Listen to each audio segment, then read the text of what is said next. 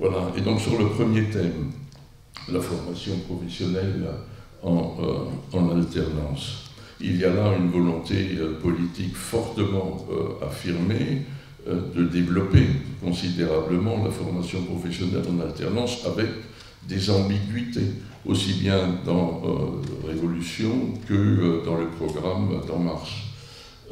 S'agit-il du contrat d'apprentissage? S'agit-il du contrat de professionnalisation? S'agit-il de l'alternance sous statut scolaire ou universitaire? Puisque nous avons dans notre modèle français, à la différence du modèle allemand, en réalité 3 voies de formation en alternance. 2 qui reposent sur un contrat de travail et une voie qui repose sur le statut d'élèves ou d'étudiants dans le cadre d'une convention avec l'entreprise. La question clé ici, bien évidemment, du développement de l'alternance, c'est l'engagement des entreprises. Pour qu'il y ait alternance, il faut nécessairement des postes de travail formateurs et il faut un engagement des entreprises à le faire, une capacité d'encadrement. Et c'est la question majeure, parce que depuis plusieurs décennies, on tente de réformer l'apprentissage, mais on le fait dans la périphérie. Il y a des primes, il y a des quotas, il y a de la tuyauterie de financement, mais le cœur du processus d'apprentissage, notamment par rapport au modèle allemand, qui fait qu'il existe davantage, c'est qu'il y a une implication beaucoup plus forte des entreprises. C'est l'une des questions clés si on veut réussir le développement de la formation en alternance. Voilà l'une des questions qui trouve des éléments de réponse dans le projet, puisque l'objectif est celui de la simplification, et l'hypothèse est en fait qu'en simplifiant, on peut créer les conditions d'une attractivité plus grande pour les entreprises. Et la simplification pourrait passer par la convergence ou la fusion des 2 contrats qui existent pour le moment et qui intéresseraient directement les entreprises, puisque un contrat, ça suppose un acte de recrutement, et l'entreprise n'est pas une institution éducative. L'entreprise est un lieu qui produit des biens, des services, qui en tire un bénéfice pour rémunérer le capital investi et accessoirement, non pas accessoirement, principalement distribuer aussi des salaires. Donc ce n'est pas une institution éducative en tant que telle. Donc comment créer les conditions? L'idée donc, convergence des contrats. Cette question circule dans le débat public depuis longtemps. D'ailleurs, je me souviens, il y a quelques années, que Vincent Merle avait fait un papier sur lequel je partageais aussi bien l'analyse que les conclusions pour dire qu'il fallait aller vers un contrat, mais à géométrie variable, dire en fonction de l'objectif. Soit c'est une certification, un titre, un diplôme, en fonction de l'objectif. Il est de durée variable, il peut être de 3 mois à 2 ans ou éventuellement davantage. Mais d'avoir un seul contrat, pour dire les mêmes normes, puisqu'il s'agit pour l'entreprise de la même problématique, peut avoir du sens. Le niveau d'indemnisation, le niveau de rémunération également. Et donc il y a incontestablement des arguments en faveur de la fusion des 2 contrats. Il y a un argument historique aussi, lorsqu'on se souvient de la raison pour laquelle nous avons aujourd'hui 2 contrats. C'est parce qu'en 1982-83, il était question, dans le cadre du rapport de Bertrand Schwartz, l'insertion professionnelle et sociale des jeunes, de réformer en profondeur le contrat d'apprentissage pour favoriser l'insertion des jeunes, et que tout l'appareil public, ministère de l'Éducation, à l'époque, avec une influence très forte des syndicats enseignants, s'est totalement opposé à cela, en considérant qu'on n'allait pas vendre de la chair à canon aux entreprises.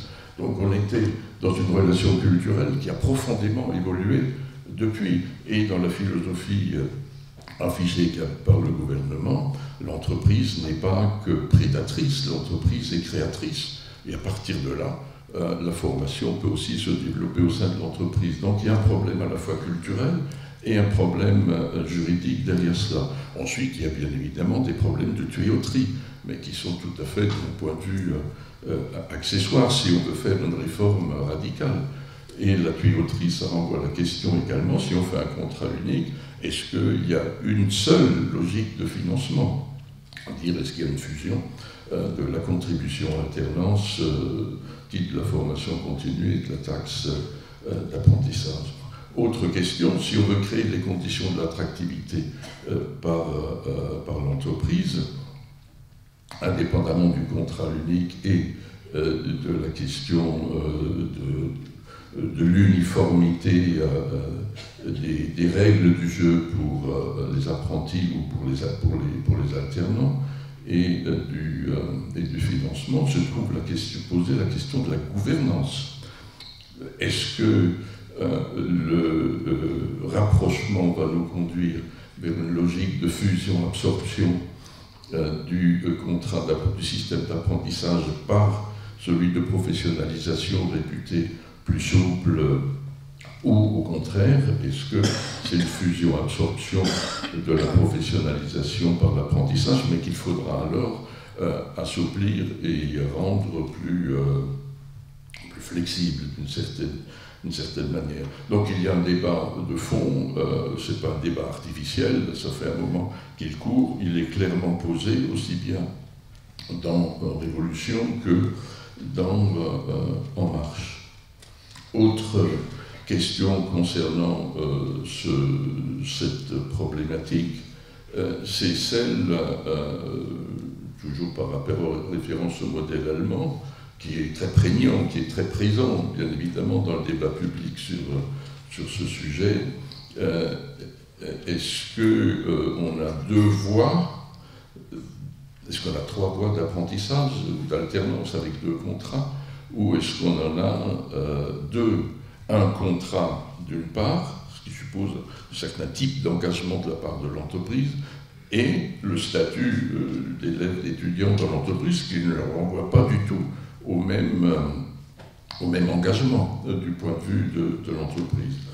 Toujours par référence au modèle allemand, le système dual allemand a, dans la dernière période, quelques interrogations, quelques difficultés, notamment en raison du fait qu'il a été construit dans le modèle d'organisation industrielle, avec une structuration des qualifications, des compétences et de leur transmission très très normée, et avec pas un tuteur ou un maître d'apprentissage, mais avec le Vormeister, quelqu'un qui a une compétence qui est reconnue dans la grille des classifications en raison de sa capacité à transmettre les qualifications. Or, l'organisation du travail, dire la place prééminente des services, le développement du numérique fait que beaucoup d'entreprises ne peuvent pas proposer la transmission de connaissances déjà structurées et acquises, et celles-ci ne peuvent s'acquérir que dans un lieu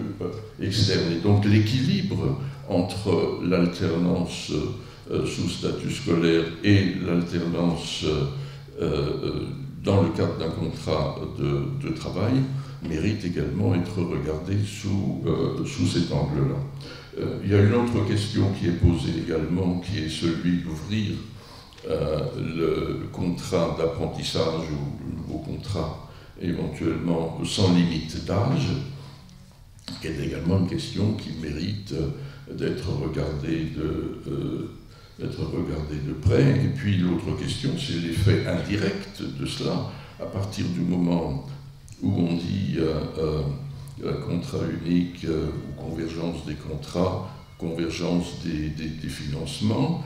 Il y a bien évidemment un effet boomerang sur ceux qui gèrent aujourd'hui ces deux dispositifs, notamment les OPCA, les OCTA, le rôle des conseils régionaux. Donc ça renvoie bien évidemment à la gouvernance et le choix stratégique qui est esquissé dans le programme d'En Marche et également dans Révolution. Il y a une cohérence entre les deux, c'est de renforcer la responsabilité, l'implication des branches professionnelles dans le pilotage du système d'alternance.